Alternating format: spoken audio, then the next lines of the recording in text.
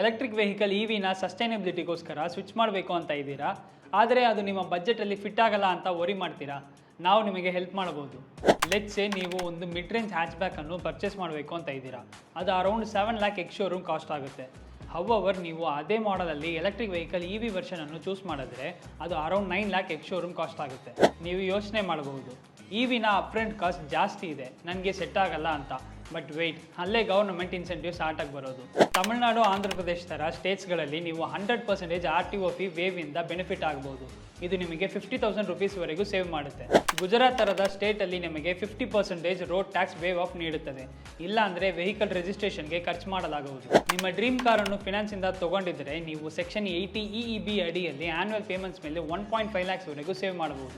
ಕೆಲವು ಬ್ಯಾಂಕ್ಗಳು standard auto ಲೋನ್ಸ್ಗಿಂತ approximately 0.25% ಕಡಿಮೆ ಇಂಟ್ರೆಸ್ಟ್ ರೇಟ್ಗಳೊಂದಿಗೆ ಕಾರ್ ಲೋನ್ಸ್ ಕೊಡುತ್ತೆ. ಇದರಿಂದ ಇವಿಗಳನ್ನು ಪರ್ಚೇಸ್ ಮಾಡೋದು ತುಂಬಾ ಕಾಸ್ಟ್ ಎಫೆಕ್ಟಿವ್. ಈ ಇನ್ಸೆಂಟಿವ್ಗಳು ಇವಿಗಳ ಹೈಯರ್ ಇನಿಷಿಯಲ್ ಕಾಸ್ಟ್ ಅನ್ನು ಎಫೆಕ್ಟಿವ್ ಆಗಿ ಆಫ್ಸೆಟ್ ಮಾಡುತ್ತೆ. ಅಡಿಷನಲಿ ಪೆಟ್ರೋಲ್ ಅಂಡ್ ಡೀಸೆಲ್ ಇಂಜಿನ್ಗಳಿಗೆ ಕಂಪೇರ್ ಮಾಡಿದರೆ ಇವಿಗಳು ಅವುಗಳ ಸಿಂಪ್ಲರ್ ಮೆಕ್ಯಾನಿಕ್ಸ್ ಕಾರಣದಿಂದಾಗಿ ಲೋವರ್ ಮೇಂಟೆನೆನ್ಸ್ ಕಾಸ್ಟ್ ಅನ್ನು ಹೊಂದಿರುತ್ತೆ ಅಂತ ನೆನ್ಪಿಟ್ಕೊಳ್ಳಿ. ಅಂಡ್ ನೀವು ಫ್ಯೂಯಲ್ ಕಾಸ್ಟಲ್ಲಿ 80 to 90% ಸೇವ್ ಮಾಡ್ತೀರಾ ಅನ್ನೋದನ್ನು ಮರಿಬೇಡಿ. ನಿಮ್ಮ ಲೊಕೇಶನ್ ಮೇಲೆ ಈ ಇನ್ಸೆಂಟಿವ್ಸ್ಗಳು ವೇರಿ ಆಗಬಹುದು ಎಂಬುದನ್ನು ನೆನ್ಪಿಟ್ಕೊಳ್ಳಿ. ಹಾಗಾಗಿ ನೀವು ಯಾವ ಪ್ರೋಗ್ರಾಮ್ಗೆ ಕ್ವಾಲಿಫೈ ಆಗ್ತೀರಾ ಅಂತ ಡಿಟರ್ಮೈನ್ ಮಾಡೋಕ್ಕೆ ರೆಪ್ಯೂಟಬಲ್ ಕಾರ್ ಡೀಲರನ್ನು ಕನ್ಸಲ್ಟ್ ಮಾಡೋದೇ ಅಡ್ವೈಸಬಲ್. ಸೊ ನೀವು ಇ ವಿ ಬೈ ಮಾಡೋಕ್ಕೆ ಪ್ಲ್ಯಾನ್ ಮಾಡ್ತಿದ್ದೀರಾ? ನಮಗೆ ಕಮೆಂಟ್ಸ್ನಲ್ಲಿ ತಿಳಿಸಿ. ಇದೇ ಥರ ವೀಡಿಯೋಸ್ಗಳಿಗಾಗಿ ನಮ್ಮ ಅಪ್ಸ್ಟಾಕ್ಸ್ ಕನ್ನಡ ಚಾನಲ್ಗೆ ಸಬ್ಸ್ಕ್ರೈಬ್ ಮಾಡಿ.